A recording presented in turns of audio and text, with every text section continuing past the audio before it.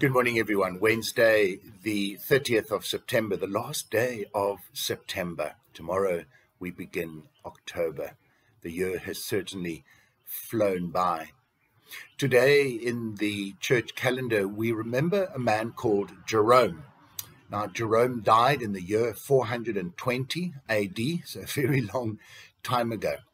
Jerome was a priest and a scholar in the church. In fact, he is remembered as being probably one of the, if not the foremost scholar in that early church. One of his greatest achievements or works was to write effectively the first official Bible used by the church, known as the Vulgate, and this he translated directly from the Hebrew and the Greek.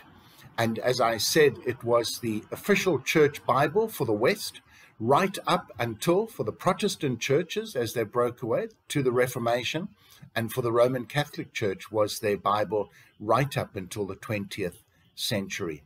So a remarkable man, an incredible achievement, and rightly remembered for the work that he has done. However, he had a little thorn in the flesh, something that was upsetting for many people. He didn't have what we would call in this day and age perhaps a bedside manner. He had nothing. He was controversial. He was discourteous. He was sarcastic. So this remarkably intelligent man, this man who achieved so much, yet he had a fault. And that for me is interesting, not because I want to focus on Jerome, but because I want to bring it into the situation that we might find ourselves in, to make it pertinent to us, and to say, don't put your minister onto a pedestal, because as humans, we all have faults.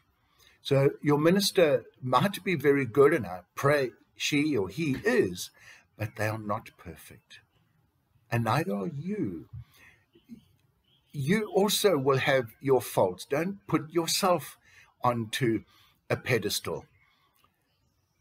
What is remarkable about the story of Jerome, as I read up very briefly for this little address to you this morning, is that Jerome did seem to be aware of the problems that he created for people because of his sarcastic and discourteous behavior that seemed to court controversy all the time. He would appear to have been unable to solve and truly address that situation for whatever reason. But it seems to be that people have noticed that he would occasionally have to suffer the consequences for his rudeness. And he suffered it with, I wouldn't say joy, that almost sounds to be wrong, but he suffered it willingly because he knew this was a fault. And it was as if his suffering was his way of just saying sorry and doing his penitence. So again, back to us. Dear friends, none of us are perfect. We all have our faults, you and me most definitely. Trust to God, trust to the input and the guidance of people around you. They will often see things that you do not see.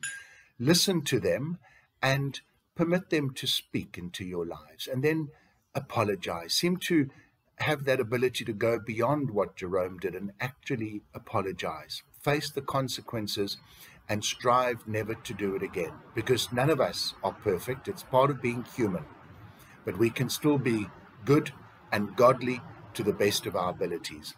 Folks, have a wonderful day, and we'll chat again tomorrow. God bless.